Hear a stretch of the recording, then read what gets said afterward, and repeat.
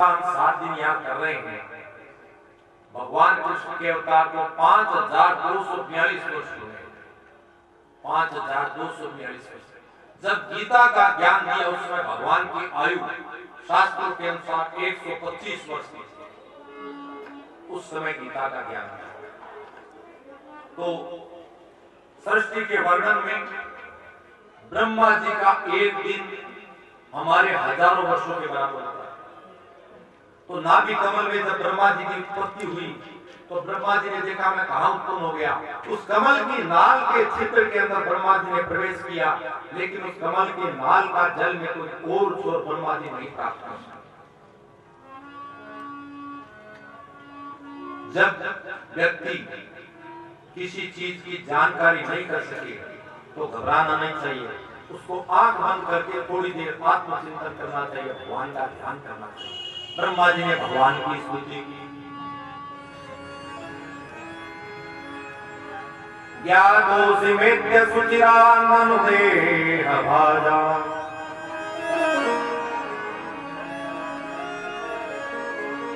न ज्ञायते भगवतो गतिरीत्यवत्।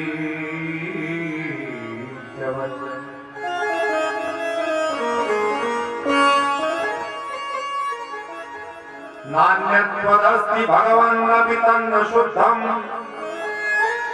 माया गुण व्यतिकराद्य दुर्विभासि।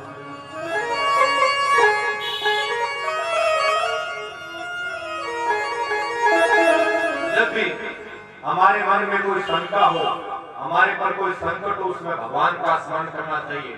यदि कोई मार्ग दे सकते हैं, रास्ता दे सकते हैं, तो भगवान ही दे सकते हैं। गुरु गृह गए तुरंत नहीं पाना। दशरथ जी निराश होकर वशिष्ठ जी के पास गए। इसलिए ब्रह्मा जी ने जब भगवान की स्तुति की, मैत्री जी कहते हैं भगवान ने कहा मां वेद गर्भम गास्तंद्रीम सर्गम उद्यममावह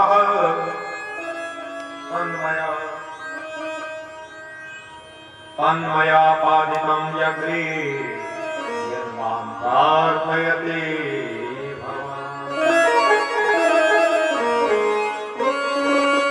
भगवान ने आज्ञा दी ब्रह्मा जी आप निराश न हो, आप सृष्टि कीजिए। मैंने सृष्टि के लिए ही आपको उत्पन्न किया है।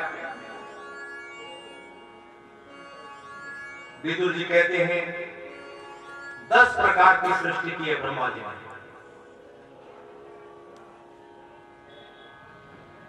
कौन कौन सी सृष्टि है ब्रह्मा जी की 10 प्रकार की? पहली सृष्टि जो है काल द्रव्य और गुण के आधार पर महत्त्व की है। दूसरी सृष्टि अहंकार की।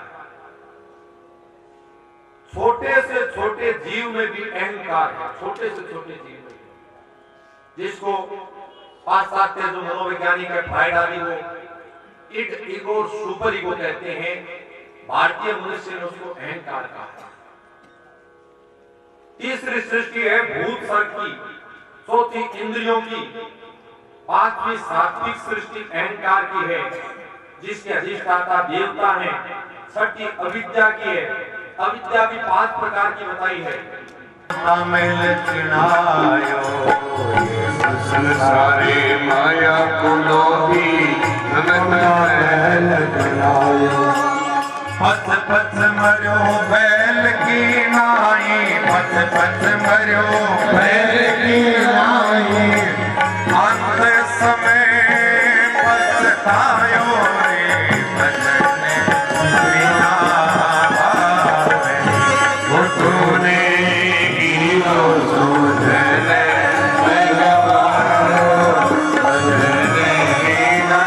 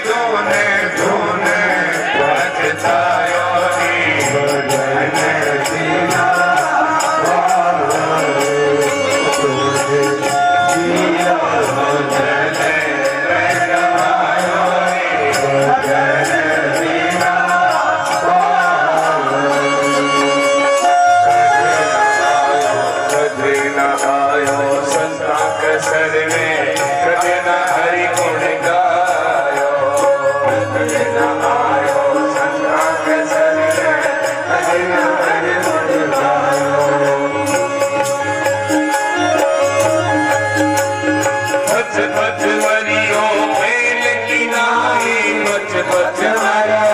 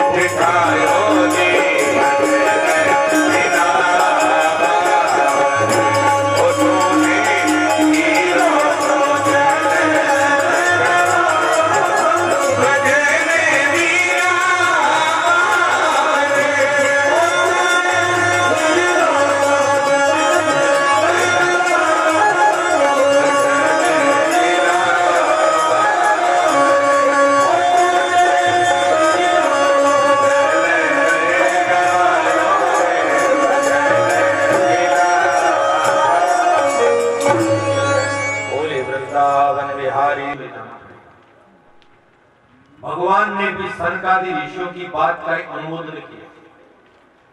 देखिए रामचरितमानस में एक विशिष्ट बात आती है कि भगवान के हाथ से जिसकी मृत्यु हो उसकी मोक्ष होती है, लेकिन सनकादि ऋषियों का शाप था इसलिए 3 जन्म के बाद मृत्यु हुई। हिरण्याक्ष हिरण्यकश्यप का वध किया फिर भी मोक्ष नहीं हुई।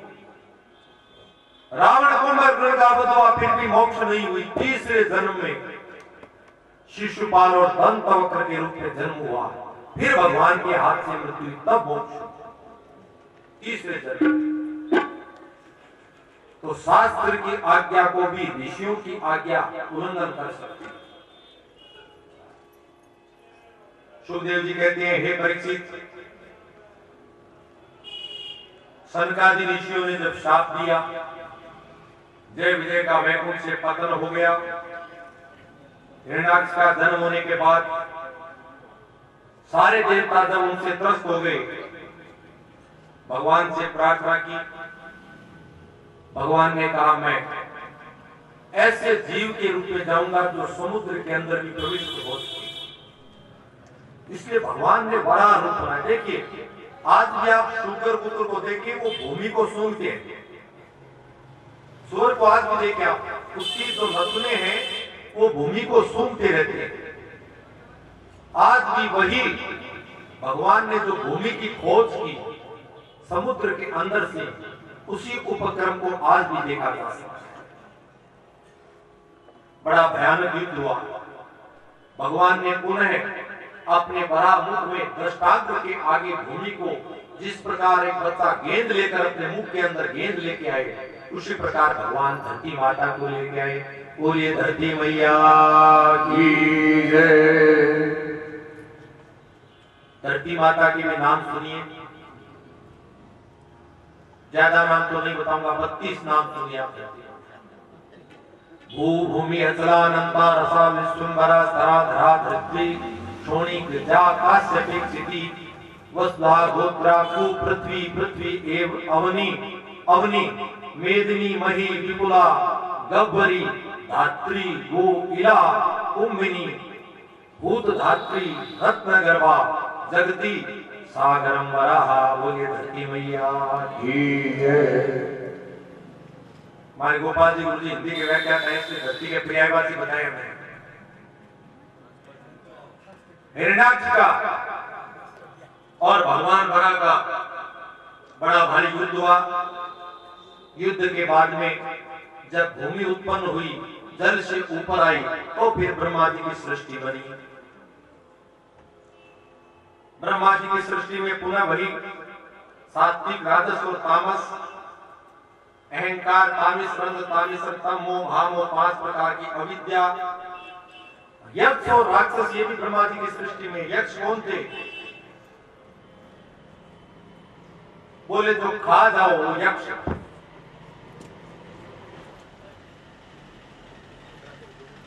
पुत्र के लिए 3 शर्त बताई है। जीवित हो वाक्य करना, ऐसा नहीं मरने के बाद इतने जीवित रहे तो माँ बाप की माने ही नहीं। पहली शर्त जीवित हो वाक्य करना, मरना धूरी भोजना, तदनंतरे गया श्राद्धम त्रिविपुत्र से पुत्र पुन्ना नरका त्रायते से पुत्र। अरे भाई मैं फिर एक चर्चा करना चाहूंगा। लोग कहते हैं सनातन धर्म की क्या विशेषता है? अन्य धर्म मृत्यु तक है, मृत्यु के बाद में संपूर्ण हो जाते हैं। सनातन धर्म ऐसा है जो पापी से पापी व्यक्ति की भी गति करवा सकता है। ये सनातन धर्म में ताकत है। ये 12 दिन की जो क्रिया है, ये संस्कार है। पापी से पापी व्यक्ति को भी नारायण बलि की क्रिया करके तार दिया जाता है और 12वें दिन उसको प्रेत से पितृ संज्ञा में ला दिया जाता है, सपिंडन श्राद्ध करके। 12वें दिन में प्रेत से पितृ संज्ञा, 12वें दिन पितृ संज्ञा, इतनी बड़ी विशेषता है। भगवान ने कहा एक पुत्र उत्पन्न हो जाए, हे कर्दम जी, उसके बाद में संज्ञा करेगा। लेकिन भगवान की लीला को भी कर्दम जी नहीं जानते। इधर मनु शत्रुपा तपस्या कर रहे थे कि कोई योग्य वर मिले। भगवान ने उनको कहा जाओ अपनी कन्या देवहूति जो कन्या है उसको कर्दम ऋषि के साथ विवाह करो। कर्दम जी के आश्रम पर अपनी कन्या को लेकर मनु और शत्रुपा ये वहां आए, कहने लगे महाराज इसको स्वीकार कीजिए। भगवान ने क्या लीला की मैं बताना चाह रहा हूं। कर्दम जी और देवहूति माता का विवाह होने के बाद में और जो वर्णन किया गया है, तो मनु और शत्रुपा कहा रहते थे, बोल बर स्मृति पूरी नाम की एक नगरी थी, वहां मनु और शत्रुपा रहते थे। वहां से देवहूति जी का पालन हुआ, बहुत अच्छे संस्कार किए थे। देवहूति ने कहा स्वामी मैं जानती हूं मेरी कोई कामना आप पूर्ण जरूर करेंगे। क्या कामना है? बोले पुत्र की कामना है। कर्दम जी ने कहा ये भगवान की आज्ञा है, लेकिन भगवान की लीला विचित्र है। कपिल भगवान के जन्म से पहले 9 कन्याएं उत्पन्न हुई, 9 कन्याएं, और भगवान ने पहले शर्त में बांध दिया था जब तक एक पुत्र उत्पन्न नहीं हो तब तक आप गृहस्थ नहीं छोड़ सकते।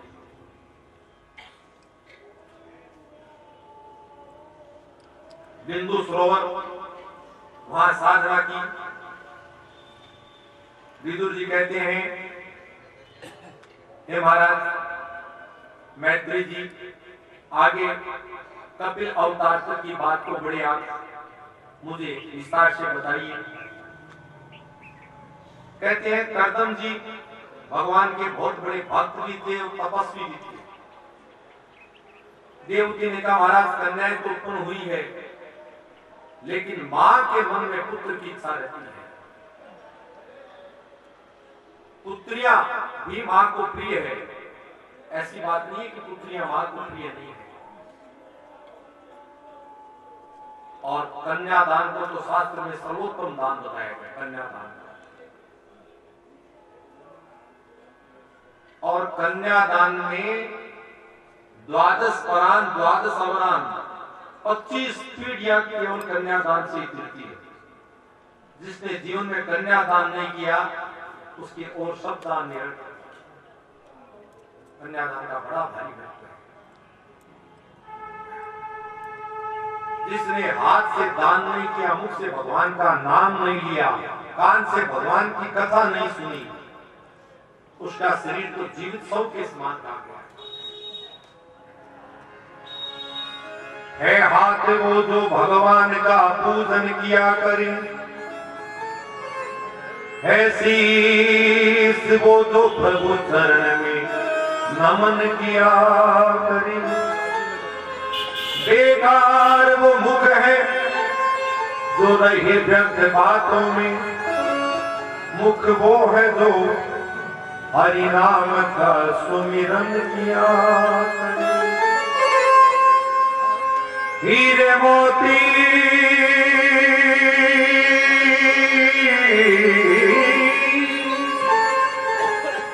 हीरे मोती से नहीं शोभा है हाथ की,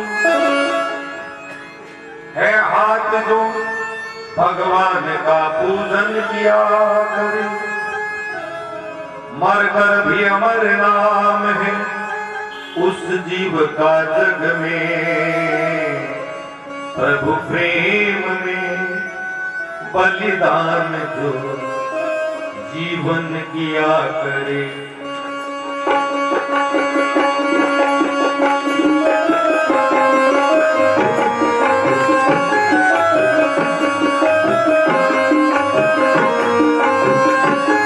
ऐसी लागी लगन,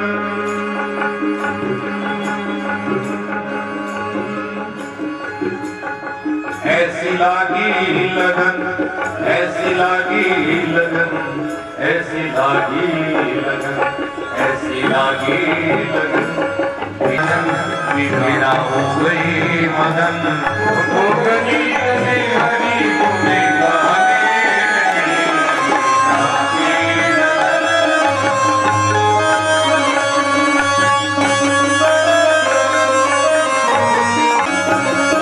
राणा ने विष दिया मानो अमृत पिया, राणा ने विष दिया मानो अमृत पिया, दिया मानो अमृत दिया।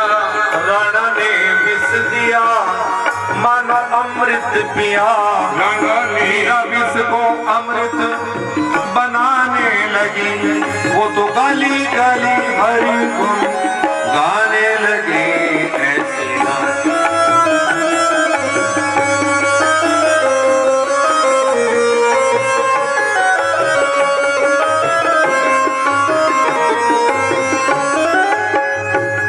कोई रोके नहीं, कोई रोके नहीं, कोई टोके नहीं। मीरा गोविंद गोपाल गाने लगी। बैठे संतों के मीरा प्रेमी प्रीतम को बनाने लगी। वो तो गली गली